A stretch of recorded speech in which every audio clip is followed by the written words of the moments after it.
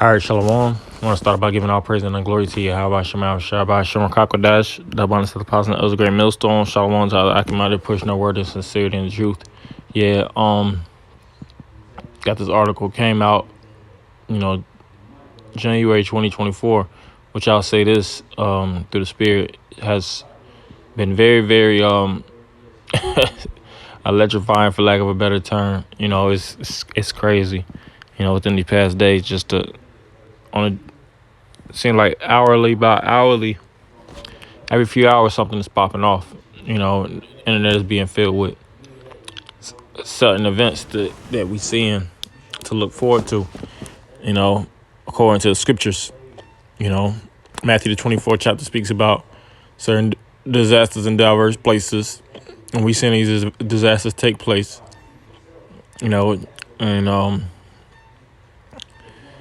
As well as many other things, but what I want to highlight in particular is this U.S. debt, 34.1 trillion.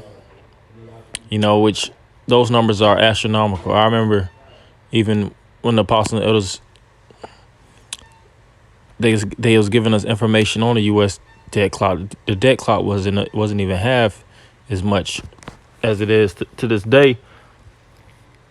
When I used to be watching, I think I first thought, I think I was seeing it at like 19 trillion. I could probably look it up what year it was, which I've been in this truth, for a little bit over a decade. So going back about 8 years ago, when I would look at it, it's probably like 19 trillion, something around that. It wasn't nowhere near the numbers it is now. So we see this place is constantly racking up debt. I'm going to the a little bit more into the charts. Of course they're gonna give it a layout of year by year basis. Yeah, so it says some context: U.S. debt increased by 1 trillion in the past three months, 2 trillion in the past 6, 4 trillion in the past 2, 11 trillion in the past 4. Yeah, so 4 years ago, it would have been at 22 trillion, 8 years ago.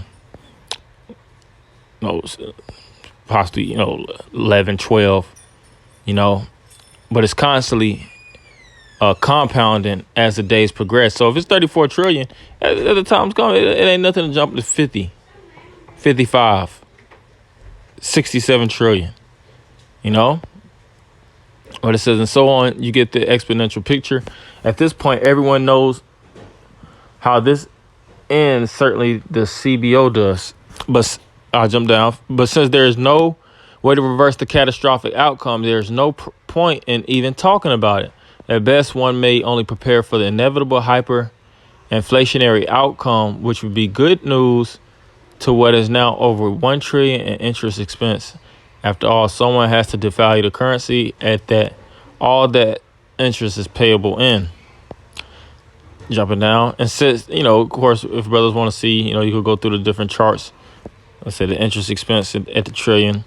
And there's no longer a way out. We may as well joke about it. So consider this: in the third quarter, when U.S. GDP supposedly grew at 4.9% annualized rate, hardly the stuff. Recessions rising 547 billion in nominal dollars. The U.S. budget deficit increased by a whopping 662 trillion. But that's really the main point of the article. Just wanted to bring out those numbers, and I definitely bring out a scripture just in regards to that, because the scripture speak about how this devil is going to rack up a thick clay. He's going to mainly try to have it lay up and fall upon the masses of you people. That's why he's trying to turn you into a perpetual slave, so you constantly pay off of a debt that can't be paid. This devil, and then see these debts. It falls into debt per citizen. I remember it was in 50,000. I don't know how much it is now. Probably in the 70s or 80s. But that's all indicative of this man's system. Constantly falling to a pit. You see these different nations, they no longer want to associate with the United States reserve currency, you know, because they see the devaluation of this dollar, you know. But this is Habakkuk 2:6. Shall not all these take up a parable against him, and a taunting proverb against him, and say, woe, which is destruction, to him that increaseth that which is not his?